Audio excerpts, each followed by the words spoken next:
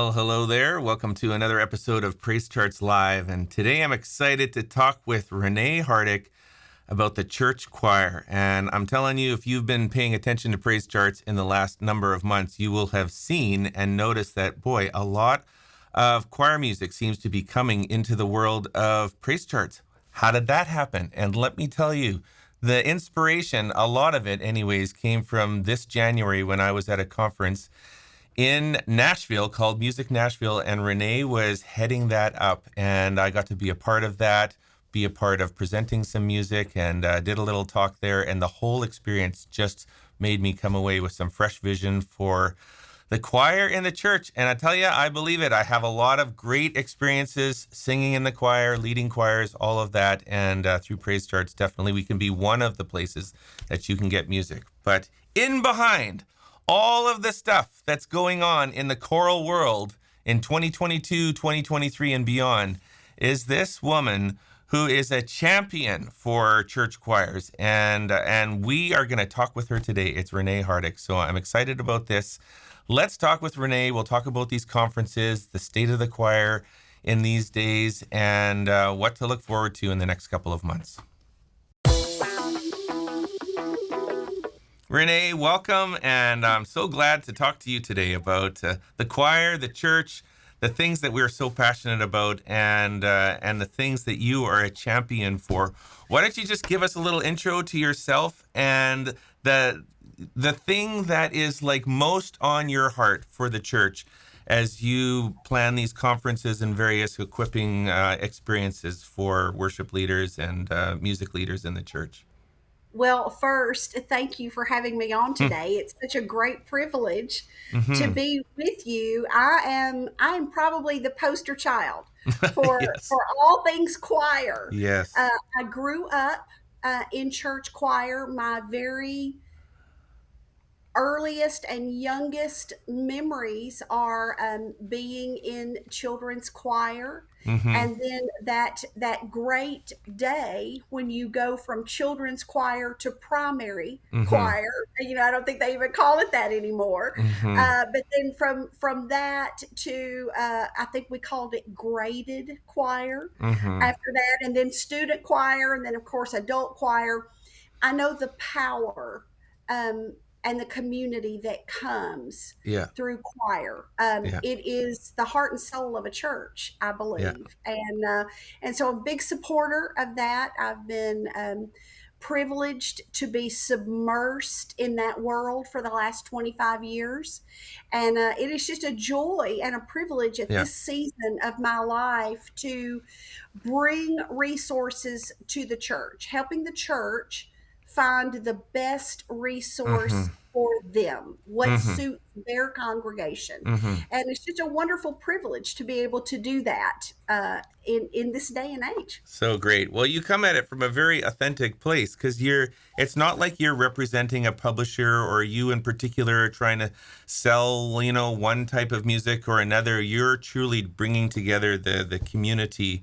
And I love that. I love to call you like the champion for the church and the church choir, and you definitely convey that. And I just, as you were sharing, I wanted to let you know like how much I personally was shaped even as an early child. I'm thinking about my mom was the choir leader. I was a part of so many children's musicals, like just to name a few. I don't know if you've heard of Ansylvania or The Music Machine or Yes. some of those ones. I mean, I was just on YouTube literally last week and I found some of these old songs and it just brought back shivers in my bones, as I'm like, wow, I was shaped as a young child singing in a community Yeah. like that, and and Yes. uh, for sure. Yes. I believe if we can start them young, Yeah. if we can start them in children's choir, it lays such a foundation Yeah. for the rest of your life. Once you're bit by that bug, Yeah. essentially, you're a choir person for Yeah. life, pretty much. Absolutely. And now I'm in a place where I get a lot of new music coming across my desk. There is so much music being written Yes. today. I mean, just for those of you, we're in August here, or now I guess we're in September, but I think I've never seen so much music coming into the worship world as September 2022. But something I often think of when I listen to these like early releases of songs is, oh, I could totally hear a choir digging into this. Like Yeah. it's just suddenly my mind is already thinking about what could the choir do? Maybe we could make a choral version of this or something. And that's a lot of what we're doing. So kudos to you. I'm a champion for you, and we're excited to be at this conference, Yeah. which is called Music Houston. Now, I was at Music Nashville. I got to be, like I said, a great part of that. It was a tremendous experience. Give us a little window into what you can expect at Music Houston, which is really just Music Nashville in another city. And perhaps the conference is evolving as it's going through from year to year. But what can we expect to experience at a conference like this? Yeah, so for anyone that's not familiar with a traditional choral conference, what happens there is that there are a host of different publishers.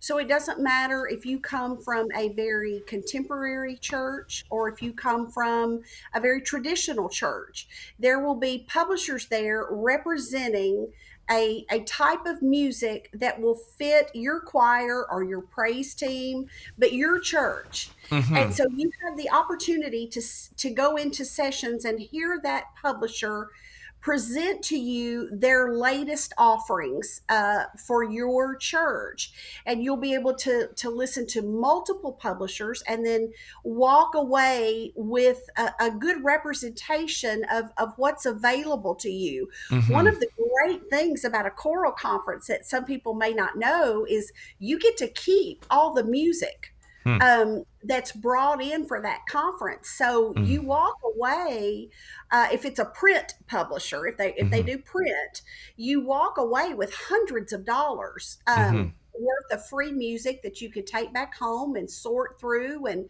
listen to again. And of course, those that are digital usually provide digital downloads that Mm-hmm. customers can listen to later. So we will have reading sessions during the day. We also have general sessions where we will have a speaker come in and talk about a particular subject that we feel covers the body, not just any particular group or church, but the body of Christ at large. I'll just give you one example Mm-hmm. for Music Houston. We have Dr. Brad Wilson, who's coming in, and the title of his general session is going to shock you just a little bit, but it's called "When Pornography is in the Choir Loft." Ooh. And yeah, he has done a great deal of research on pornography, especially as it relates to music departments Wow. and how that affects a church and an individual's life and even the chemical balance in the brain. It's very intriguing, his presentation. And so that's going to be a general session on how to identify some things and how to help those people that are in your choir that might suffer from that addiction. We'll also have breakout sessions. We weren't able to do that at Music Nashville because we had some space restrictions, but at Music Houston, we're going to have workshops, breakout sessions, general sessions, of course, reading sessions, and wonderful concerts at night. We Mm-hmm. just have some incredible choir and artists that are signed on to be with us, and it's a really, as you know, these are full events. We Mm-hmm. start very early in the morning and we go very late at Mm-hmm. night. Yeah. So it will be rich and full for I, sure. I gotta say, I had such a great experience. We brought Charity Gale to Music Nashville kind of as a Yeah, little bit of a surprise, but boy, when she stepped on the stage, there was like gasps in the in the audience because they weren't expecting it, and had a right. little bit of an intimate moment with her, just her and I on stage.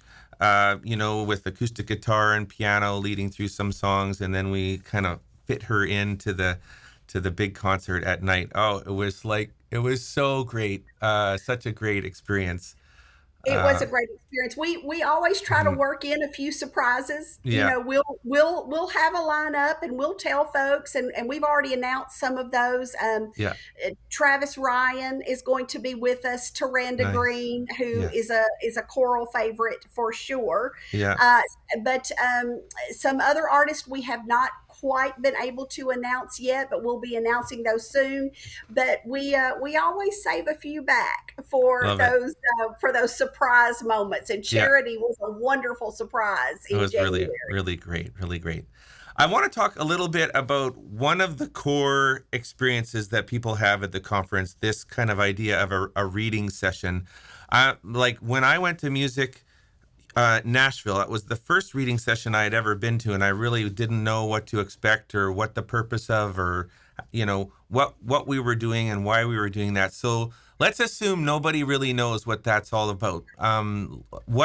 What is a reading session? What can I expect to experience? Why would I want to participate in something like that? Because a Sure. lot of the time that we are at the conference, we are processing a lot of music. So tell me about Right. that experience.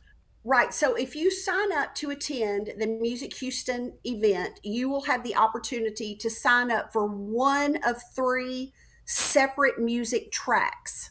There Okay. will be a track for contemporary choir. There's a track for traditional choir. If your choir is very, very traditional in its music, there'll be a track for you, and then there's a track for children's choir or children's Oh, worship. So, excellent. yes, so whichever track you choose, Yeah. you will go into that session, and the publishers will be strategically chosen. Like, let's take Praise Charts, for Yeah. instance. Yeah. Praise Charts will be in the contemporary track. Yeah. And of course, you are a digital provider, so Yeah. you don't necessarily bring hard good, Yeah. but you will be doing video presentation of all of the latest choir resources that you want that group of people to know Yeah. that you have available to Yeah. them. Yeah. After you finish, the next publisher might be Lillinus Music Group. Yeah. Lillinus will then come and they will present their latest offerings Yeah. for choir. January conferences tend to lean toward Easter Yeah. and non-seasonal. Right. So that would be what you would hear at a January conference. You're not going to hear any Christmas Christmas. music. Yeah. You're not going to hear any Christmas at a January conference, but you're going to hear Easter and possibly patriotic Mm-hmm. or what we call non-seasonal, just an anthem or a song that a choir could do any time of year, Yeah. and that would be our focus. And so it would just be a lineup of one publisher after another presenting to those attendees, this is what we have for you to consider for your church Yeah. choir. Yeah. And the idea of a reading session is they're literally handing you the music. And Yes. because I love doing this, even, just by myself in the office, I'll take a song, see the chart that we've just made, and I just love listening to the song and watching it flow through with the music. So that's kind of Right, the right. experience in this reading Right. session. Thus the term reading Yeah. session. Yeah. The attendee will read through that Yeah. music as you lead, Yeah. so that they get a full understanding of the feel and the tempo of that song and really feel it to Yeah. know if it's the right song for them. That's right. And yeah, it's not even just reading, but even also participating, like singing. Yes, If you're an alto or a yes. bass or something, there's I mean, it's not like they're singing loud like a full-on choir practice, but it's But more than just almost. yeah, Almost. sometimes. It's almost like choir Yeah, yeah, practice. Yeah, yeah, and sometimes the spirit just takes over, and yeah, we just have church yeah, right in the for middle of a sure. reading session, Yeah, which is perfectly fine. We beautiful. always want to leave room for the Holy Spirit to touch a life, touch a heart during those sessions, because we all know the power of a song, the Mm-hmm. power of a lyric, and you don't ever know what somebody's bringing in, what Mm-hmm. kind of burden they may have coming into one of those sessions, and sometimes it just turns into a time of worship. And I have seen those even turn into altar times, and that's okay. Hmm. We allow that to happen. If someone needs a time of prayer, we certainly we want to be there to whatever kind of support that they need. Yeah, beautiful. I do like that you're doing the multiple tracks as well, because the practical reality is if I'm sitting through 3 days of reading sessions, but only like 40% of it I feel like is really relevant to the culture or style of my church, it can be a pretty long haul to get through that. Yeah, So that's very practical to know that when you're sitting, you're going to be listening to a basic category, a basic genre, most of which will be relevant to you in one of those three categories. So that's good. yes, Yeah. yes. Beautiful. Well, Renee, just on a personal side, I wanted to hear because in when we were in Nashville together, that was this last January, and then Music Houston was actually planned for in July, but it didn't quite come together, and you had a bit of a journey to get through. Can you just tell us in a couple of minutes some of that? Because I just think it sort of it gives us a window into your heart and into your personal experience. So tell us about what you went through.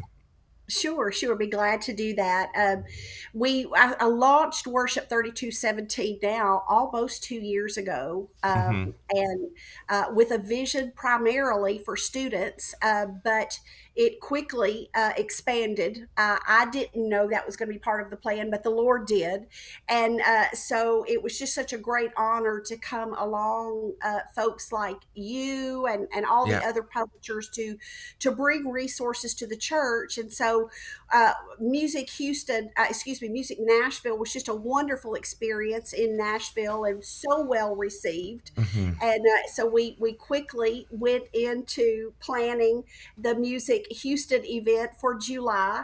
But a little surprise in life that we were not expecting was right after that event ended, I had actually had a little accident and uh, broke several bones and messed up my face and did some Oh. things. And in the process of healing and Mm-hmm. recovering, we discovered that I have a very rare form of blood cancer, and it's very treatable. And we're working on that, Mm-hmm. but I knew that I could not give Music Houston everything it deserved. Yeah. Um, Coming off of that news and going right into treatments and having to just make basic life adjustments because we had to find a new normal in Mm-hmm. our household, with new schedules, new Mm-hmm. things that we had to work into our lives that we had not had before, weekly treatments and that kind of thing. So after talking with John Bolin, who is our host Yeah. at Kingsland Baptist Church for the Houston event, we just decided that postponing to January was the right thing. That Mm-hmm. gave me time to take a breath and and not that I didn't recognize it before, but just to get a fresh vision of the Lord's grace for the journey Yeah. and understand what the next steps were going to be, what my next how my schedule was going to morph. And so it gave me the time to process and reevaluate, and then once I got that new footing to pour all that energy Mm-hmm. into the January event, which was the right decision. Yeah. Hard decision, Yeah. but the right decision. Beautiful. Well, I know there's a lot of worship pastors and music ministers out there that personally. They care about you Yes. personally and are interested in this story. And you have a deep, almost kind of pastoral, shepherding kind of care for them. So it comes through in your story and the way that you approach this whole conference is definitely from a place of serving the church, and I noticed that like when I was there in Nashville and just seeing how you connect and engage with all of these music ministers who are coming and they're looking for something fresh and inspiring, and certainly also in January I feel like they were looking for how am I going to revive our choir, because it's like they all disappeared, or half of them disappeared, or maybe they're not even together yet, and they're looking for new hope and new vision. It's a very personal thing, right? It's like my ministry suddenly has like halved, and I don't Yeah. know. I mean, let's just talk a little bit about that because it's so relevant. Now I feel like, not that COVID is totally over, but we're not in the heat of it as we were in 2021 and early 22 even. Now we're starting to look at things have changed. The landscape has changed a little bit. There are some new players, some new places to get music. Some familiar faces you might not find them anymore. Let's just talk a little openly about first what's the pulse of the church in general? What's the landscape looking like? What are some stories that you're hearing about church and church choirs? Is there some changes happening, or is it just There back really to the usual? No, there really are. And it's been such a joy to talk to so many leaders because there really is a revival of the choir right now. Mm, And I think that's come from several different places. I think part of that was birthed from COVID. Now, yeah. I've said this jokingly a few times, and yet I'm really very serious. I'm just trying to be careful with what I say. But Mm-hmm. I think a lot of these worship pastors, after churches opened back up and the new normal was starting to set in, I think many of them honestly suffered from PTSD because I Right. think it was that realization, that sudden punch in the gut Mm, that wait a minute, they this took our song. hmm. We couldn't Mm-hmm. sing. Mm-hmm. And which is one of the greatest commandments that we have in the Bible. Mm-hmm. We are told to sing Mm-hmm. more than we're told to do anything else in the Bible. Mm-hmm. Sing to Mm-hmm. the Lord, sing to the Lord, sing to the Lord. Mm-hmm. And for that brief moment, our song was stolen. Mm-hmm. And I think these worship pastors came back and it was just like, wait, what happened here? And then, of course, many of them lost a good portion of their choirs. But also coming out of COVID was this revival of groups like Maverick City, Mm-hmm. the Belonging Company. Mm-hmm. Here in Nashville, there are two major groups going right now. One is which is called the Nashville Choir, Mm. and then another group that's called the Choir Room.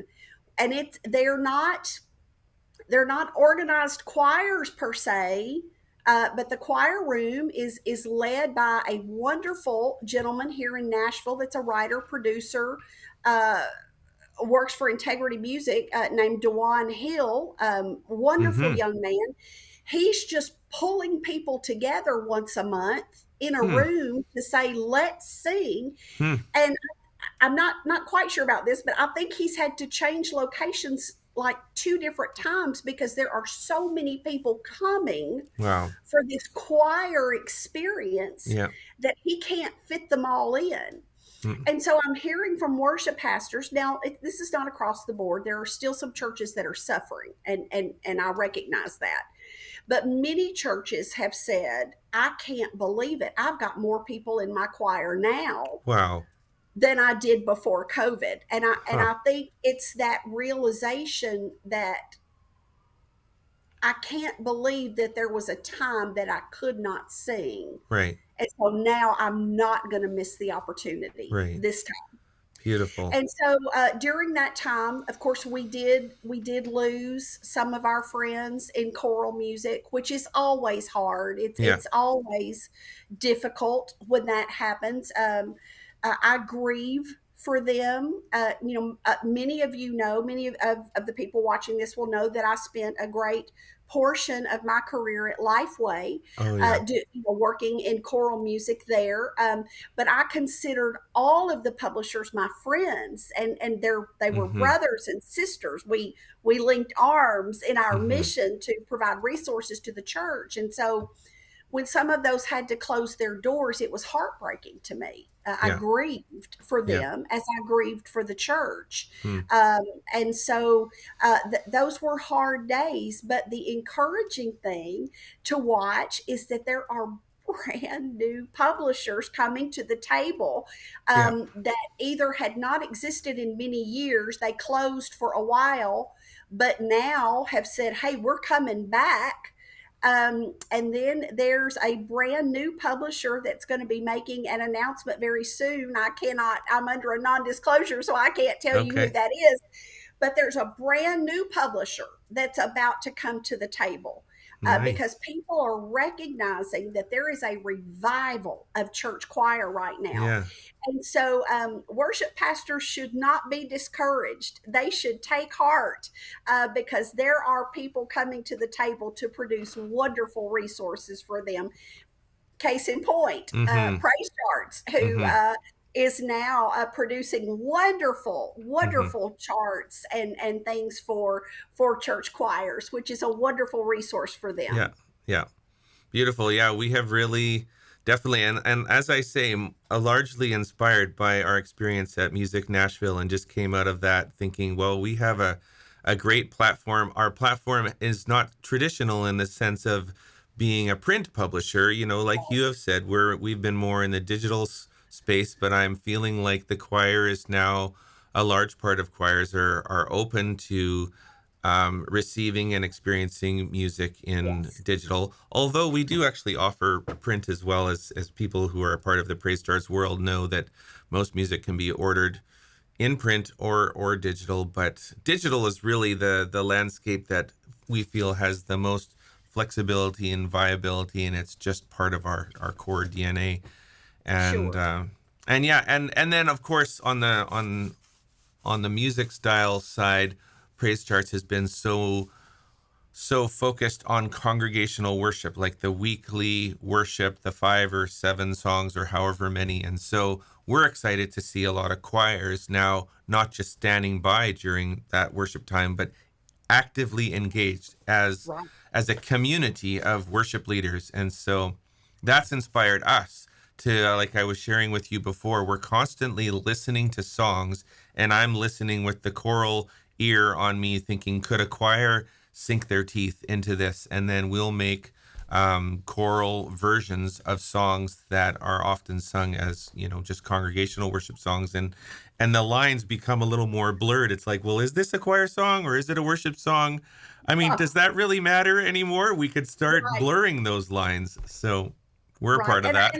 Yeah, and I've told many people a similar thing. I'll have a worship pastor call me and say, I'm not sure I should come to your conference because I don't really have a choir. I have a praise team of 10. Mm-hmm. I said, well, you have a choir of 10. Yeah. Yeah. Praise team, choir, to me, everything's a choir. I mean, when you're Right. a choir girl, everybody's a choir. If it's Right. three Yeah. people, it's a choir. Yeah. And so I said, Yeah. absolutely, you will find resources. You will find something Yeah. for your group. And let's just say on the wild side that you didn't. Let's just say you couldn't find one piece of music Yeah. that applied to you. Yeah. The fellowship, the training, the other resources, it would still be well worth your time Mm-hmm. to be there.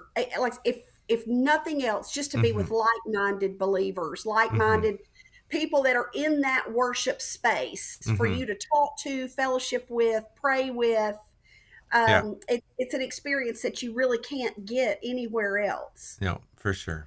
So great. And you're pouring so much of your heart and soul into this. And so I'm grateful for the chance to be able to show. I just wanted to highlight the website as we draw to a close here. We've got the Worship 3217. That is your sort of core overarching site. And then from within there, you can find the Music Houston conference, and this talks about all of that. You can see there's a link right there to Music Houston.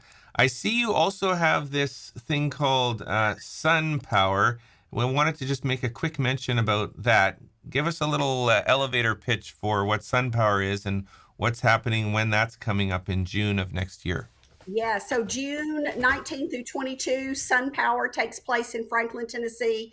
Sun Power is a comprehensive, high level conference for students, Mm-hmm. 7th through 12th grade.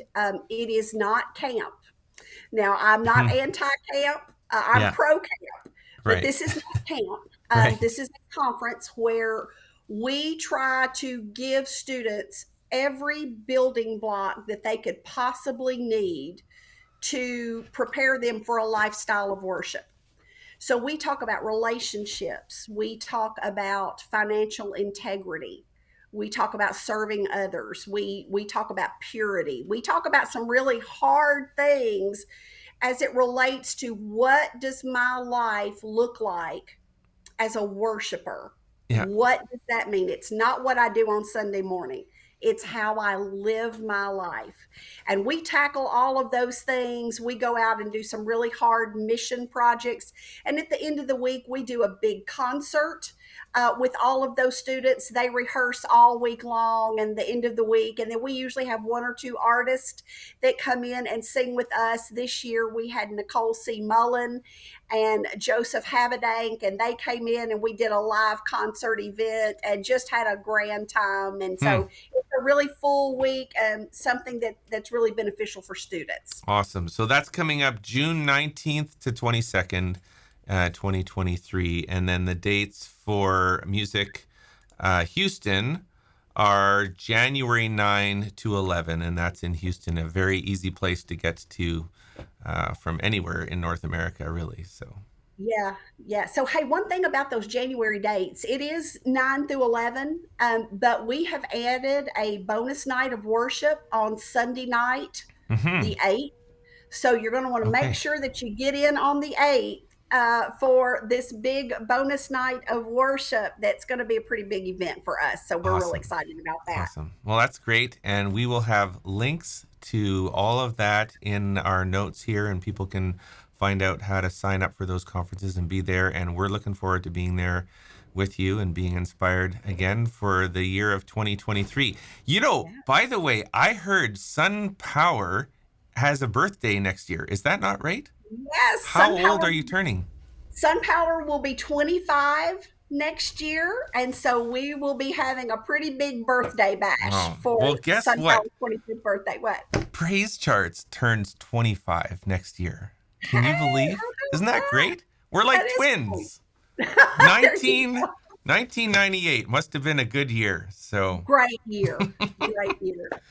yeah. Oh, man. So much has happened over 25 years. But I'm so glad to just still be here. And it's great to see companies like SunPower. I mean, you and me, we have outlasted some pretty major companies in the last 25 Yeah. years. So just being around Yes. is like, hey, high five to you. So there you go.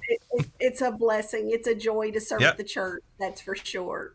Great stuff. All right. Well, this is Ryan Dahl from Praise Charts and Renee Hardwick from Worship 3217 and the Music Houston and Sun Power. All the links are in the notes here. I hope that you're encouraged and inspired to come and join this community. It's going to be a great time, and we'll look forward to seeing you there. Bye for now.